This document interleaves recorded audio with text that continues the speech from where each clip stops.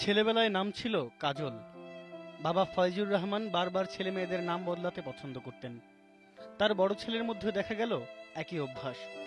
আহলাদের বড় সন্তান শামসুর রহমান নিজেই তার নাম বদলে হয়ে গেলেন হুমায়ুন আহমেদ। বাংলাদেশের ঘরে ঘরে হাজারো পাঠকের হৃদয়ে ঝড় তোলা এই জনপ্রিয় কথাসাহিত্যিক জন্মেছিলেন ১৩ নভেম্বর ১৯৪৮ সালে নেত্রকোনা জেলার কেন্দুয়া থানার কুতুবপুর গ্রামে। একাধারে উপন্যাসিক, ছোট গল্পকার, নাট্যকার, সিনেমাকার। বলা হয় বাংলা ভাষায় কল্পবিজ্ঞান সাহিত্যের তিনি পথিকৃৎ।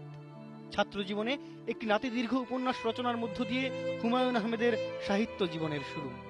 ঢাকা বিশ্ববিদ্যালয়ের মহসিন হলের সাথে সম্পৃক্ত ছাত্র হুমায়ুন আহমেদের সে উপন্যাসের নাম নন্দিত নরকে।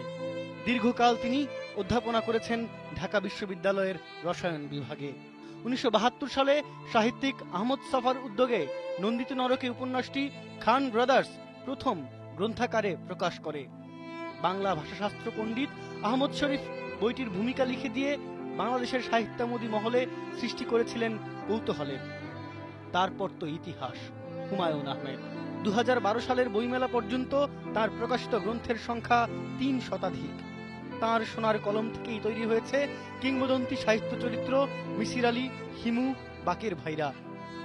বাংলা কথা সাহিত্যে হুমায়ুন আহমেদ সংলাপ প্রধান নতুন ভাষা শৈলীর জনক।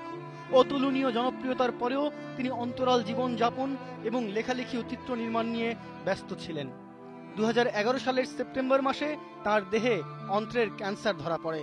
২০১২ সালের শুরুতে জাতিসংঘে বাংলাদেশ দূতাবাসে সিনিয়র স্পেশাল অ্যাডভাইজারের দায়িত্ব গ্রহণ করেন হুমায়ুন আহমেদ।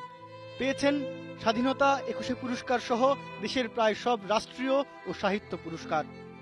বৃহদান্ত্রের ক্যান্সারের চিকিৎসায় সপরিবারে নিউ ইয়র্কে গিয়েছিলেন হুমায়ুন আহমেদ গত মাসে।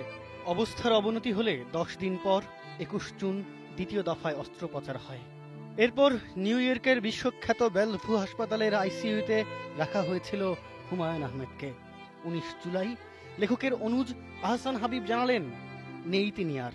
বাঙালির সাহিত্য ইতিহাসের জনপ্রিয়তম লেখক চলেছেন মহাপ্রস্থানের দিকে, পেছনে প্রিয় বাংলাদেশকে ফেলে। শিমুল সালাহুদ্দিন, ইন্ডিপেন্ডেন্ট নিউজ।